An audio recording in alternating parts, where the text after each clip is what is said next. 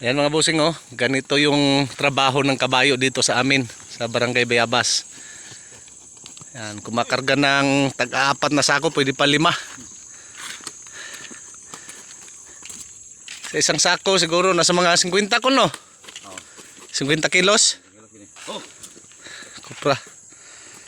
Yung kupra namin sa Osamis dinudurog, pero sa kanila parang bago lang. Mas-truck. Ako ang struck. Kung pwede yun, kung mag-pwede ka, ayaw mo gining taguro niya, lumpon. Ah. Mag-truck, may bayad. Muli nang giubiran nyo gabi. Oo.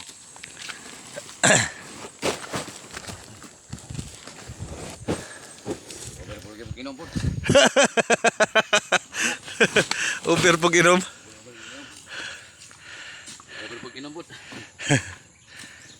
Pila ni kasako, Kol? 23 kasako? Plastic niya, walong uling. Daghan oy. 23. Pila din ni ka libo imo ani? Oo, ano yan? Rubel. 4,000? Natag pilang kilo ron sa kupras? 51 daw. Ha?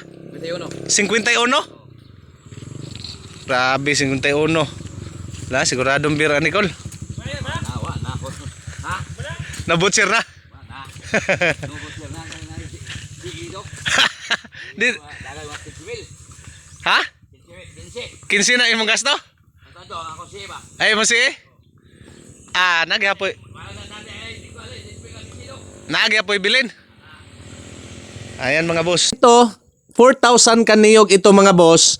Sabi niya 23 kasako daw ito. So tansyado natin ito sa isang sako mga boss ay 50 kilos per sack mga boss. Tingnan nyo mga boss kung magkano ang binta nito lahat. Yan, 58,000. So ipalagay na lang natin mga boss na hindi umiksakto to na 50 kilos per sako. Palagay na lang natin mga boss na 40. Mayroon pa rin siyang 50,000 mga boss. Sa 4,000 kaniyog. So yan mga bossing no, laki pala ng kita ng niyog mga bossing no. Magtanim na tayo ng niyog. Yan oh. Grabe mga boss. Kung mayroon kang niyugan ngayon, swerte ka kasi 51 per kilo. Yan oh. Grabe. 51 per kilo.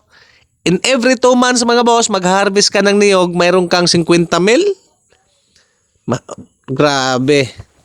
Napakaganda ang presyo ngayon ng niyog. Mayroong ibang area dito mga boss na naninilaw yung niyog. Pero yung iba naman, maganda naman yung tubo ng mga niyog dito. Ayan oh.